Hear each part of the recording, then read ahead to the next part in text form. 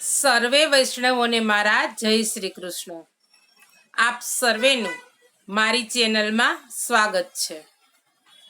આજના સત્સંગમાં આપણે સાંભળીશું શ્રી મહાપ્રભુજીના 84 બેઠકજીના ચરિત્રમાંથી બેઠકજી 15 શ્રી ગિરિરાજ ઉપરના બેઠકજીનું ચરિત્ર.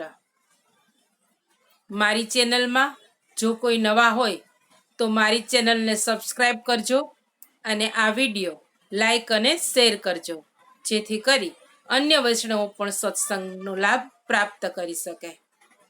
આજના સત્સંગમાં સાંભળીએ શ્રી ગિરિરાજ ઉપરના બેઠકજીનું ચરિત્ર. શ્રી મહાપ્રભુજી શ્રી ગિરિરાજજીના ઉપર બિરાજતા શ્રીનાથજીના મંદિરમાં સેવા કરવા પધારતા ત્યારે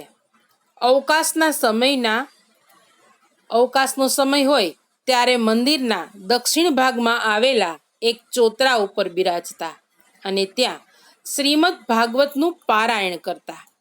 એક દિવસ આપ શ્રીનાથજીને શૃંગાર કરી ને અહીં ચોતરા ઉપર બિરાજતા હતા. પાસે દામોદરદાસ હરસાનીજી પણ હતા. શ્રીનાથજીને રાજભોગ ધરવા માટે સામગ્રી તૈયાર થવામાં આજે વિલંબ થયો હતો. તેથી આપ શ્રી રાજભોગની સામગ્રી તૈયાર થાય તેની રાહ જોતા બિરાજ્યા હતા. તેટલામાં શ્રી સ્વામિનીજી સ્વયં સુવર્ણના થાળમાં પ્રભુને આરોગવા માટે સામગ્રી પધરાવી ત્યાં પધાર્યા. શ્રી સ્વામિનીજીના નુપુરનો રણકાર સાંભળી શ્રી મહાપ્રભુજીએ દામોદરદાસ હરસાનીને આજ્ઞા કરી કે દમલા, આજે સમયસર સામગ્રી તૈયાર ન થતા પ્રભુને પરિશ્રમ થયો છે.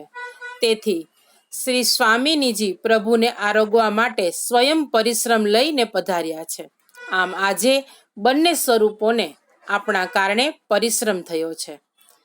તેથી હવેથી દરરોજ શૃંગાર પછી સીધો રાજભોગ ન ધરતા પ્રભુને ગોપી વલ્લભ ભોગ આરોગાવાનો પ્રકાર શરૂ કરીશું. આપની આ આજ્ઞા પ્રમાણે ત્યારથી શ્રી ગોપી વલ્લભ ભોગનો પ્રકાર સેવામાં શરૂ થયો.